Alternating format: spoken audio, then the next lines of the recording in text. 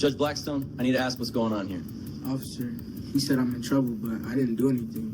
This is official juvenile business, officer. Stay in your lane. Sir, step back. I'm speaking with him. Pause, just pause right there, because if you're watching this cold, no context, your brain probably does the same thing everyone's does. You assume the adult in the suit is the authority figure who's here to help, and the teenager is the one who caused the problem. But that assumption is exactly what this story's about. Before we continue, subscribe if you want more breakdowns like this, where we play the clip, then pull it apart frame by frame. And I want your opinion in the comments. If you're a rookie officer and a powerful judge tells you to stay in your lane, do you step in anyway? Or do you back off to protect your career? Now let's rewind, because what you're seeing in that clip is not a misunderstanding. It's a pattern colliding with the wrong witness. Earlier that afternoon, Officer Marcus Rodriguez clocks in for his shift. Third week on the force. 24 years old, fresh academy polish, still trying to prove he belongs, and that matters, because rookies don't have political protection. They don't have seniority. They don't have people who'll cover for them if they accidentally upset the wrong person. At around 2:15 p.m., dispatch sends Marcus to the Riverside Community Center for a disturbance. Marcus knows the place.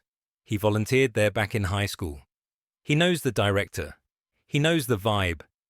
Most disturbances there are kids arguing over basketball rules or someone getting loud at a computer station. So he's expecting routine. And instead, he walks in and finds that Judge Harold Blackstone blocking a teenager near the entrance, like a bouncer. Here's the first question.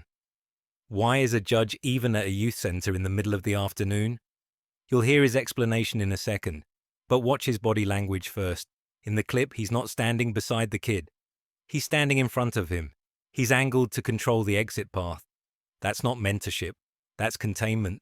Marcus steps closer, measured, calm. And he does something that seems small but is actually huge. He doesn't address the judge first. He addresses the teenager. What's your name? The kid swallows hard. Devon. Devon Matthews. Now, Blackstone cuts in. Fast. Because people who want control hate being bypassed. Devon has been disruptive, disrespectful. He needs discipline. I was handling it. Narrator. Okay, that's a claim. Here's the second question. What does disruptive even mean in a community center full of teens? Because disruptive is the kind of word that sounds official, but it's vague enough to be weaponized. It's not evidence. It's a label. Marcus plays it smart. He doesn't argue. He nods like he's listening. But his eyes keep flicking back to Devon's face. And Devon doesn't look like a kid who just started trouble. Devon looks like a kid who just got told his life can be ruined. Blackstone turns to Marcus and drops the line. You heard, this is official juvenile business. Officer, stay in your lane. Let's translate that into plain language. I outrank you socially, and I expect you to obey. This is the moment where most people would back up, because it's safer. A judge can make your career miserable without ever touching you. A judge can complain. A judge can call the chief. A judge can poison the room you're trying to build a future in. But Marcus doesn't move. He says respectfully, Judge, dispatch called this in as a disturbance. I need to make sure everyone's okay. Blackstone does what powerful people do when questioned by someone below them. He acts offended. He acts like the question itself is the problem. He says he was checking on the youth programs, community outreach, mentorship, the usual PR language. Then he leans in toward Marcus, quietly, like he's offering advice. Keep an eye on him. Kids like this. They end up in my courtroom if they aren't corrected early. Kids like this. And that phrase is a flare in the sky, because now the third question hits. What does kids like this mean? He doesn't say kids who steal or kids who fight. He says kids like this. That's profile language. That's classification. That's the beginning of targeting. Blackstone leaves. and only when the doors close does Devon's body relax a fraction, like the threat walked out with the suit. Marcus doesn't interrogate him. He doesn't pressure him. He asks one careful question: did he threaten you? Devon hesitates, then whispers, "He said he knows stuff about me, like stuff that isn't true. He said I have a file." Narrator. And this is where the story shifts from weird encounter to something dangerous. Because a teenager saying, "A judge told me I have a juvenile file," raises a brutal question. How do you defend yourself against a record that doesn't exist? If a judge can just claim it does? Devon adds the line that makes Marcus's stomach drop. He said he could help me if I cooperate. Cooperate with what? That's the fourth question. And the answer is why this case eventually explodes. Marcus tells Devon to sit with staff.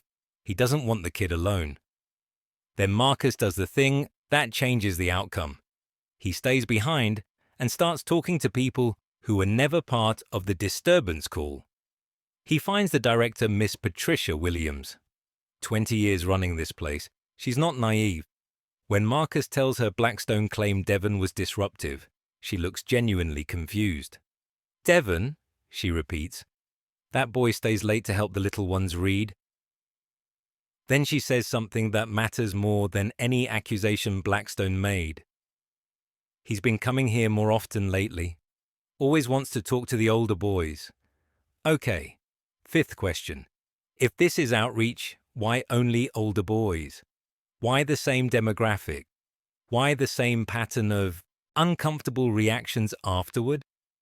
Marcus moves quietly through the center and speaks to other teens. At first they don't want to talk. Police are police. But Marcus says the right thing. He used to volunteer here. He knows the place.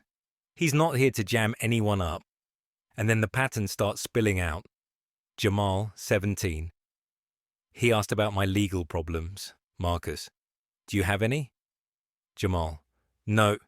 Anthony, 16. He told me I had an incident on my record. He gave a date. I wasn't even in town. Narrator: Now we're at the question that blows the door open.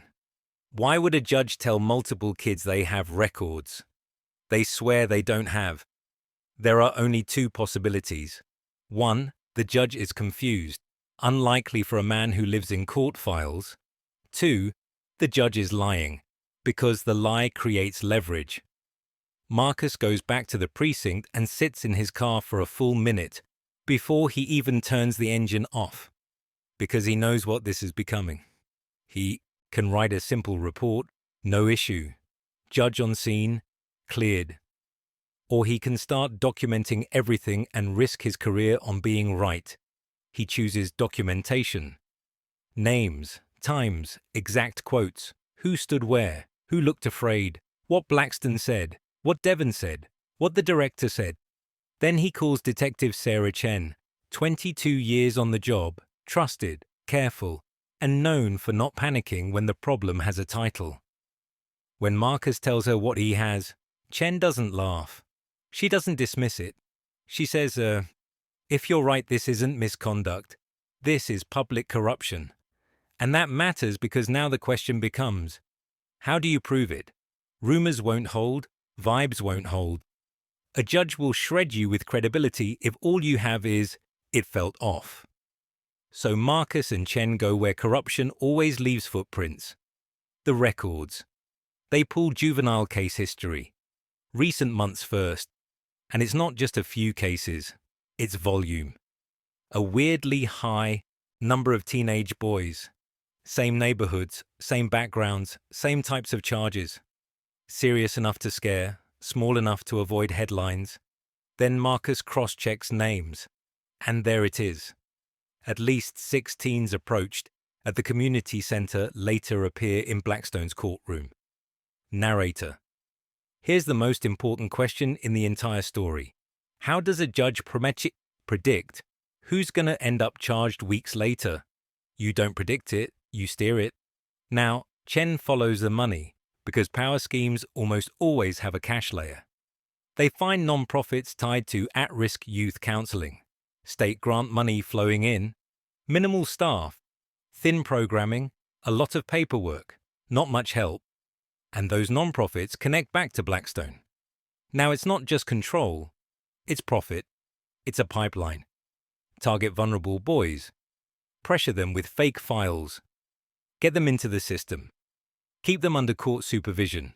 Route them into programs tied to grant funds and private access. This is where they realize they need recorded evidence, so they do the riskiest thing possible. Devon agrees to wear a wire. He's terrified. His mom is furious. But Devon says, if I don't do it, he'll do it to someone else. Thursday afternoon. Busy center. Noise cover. Blackstone arrives right on schedule, smiling like he belongs there. He starts with small talk, then shifts into authority. I reviewed your file. Devon acts confused. Blackstone gets insistent. Then Blackstone says the part prosecutors dream of. These charges can disappear if you cooperate. And then he proves the mechanism. He calls Lieutenant Morrison on tape and fabricates a complaint about Devon causing trouble, suggesting detention to teach him a lesson. That's not a misunderstanding. That's a weaponized phone call. When he hangs up, he turns back to Devon like a man demonstrating dominance. I just protected you, the implication goes. Now you owe me. Devon keeps him talking long enough to capture names, methods, and connections. And when Blackstone finally leaves, the whole investigation changes from suspicion to inevitable. They follow every name. They build the map. They bring in the right prosecutors. And once Morrison realizes he's been used, he cooperates because he finally understands the judge wasn't requesting help. He was ordering outcomes. 18 months later, the trial hits. Recordings, financials, victim testimonies, patterns, officers, paper trails.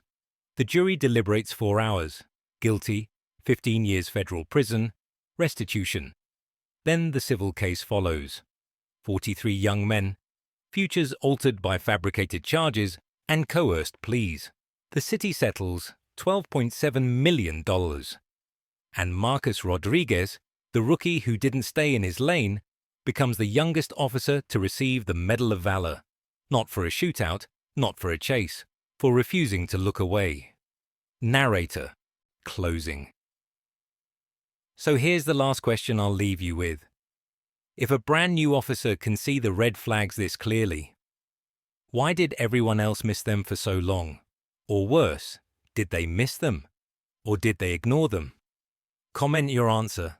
And again, subscribe if you want more clip-first breakdown stories like this where we start with the moment everything went wrong and then trace how it got there. This case was brutal, but the next one is even more insane.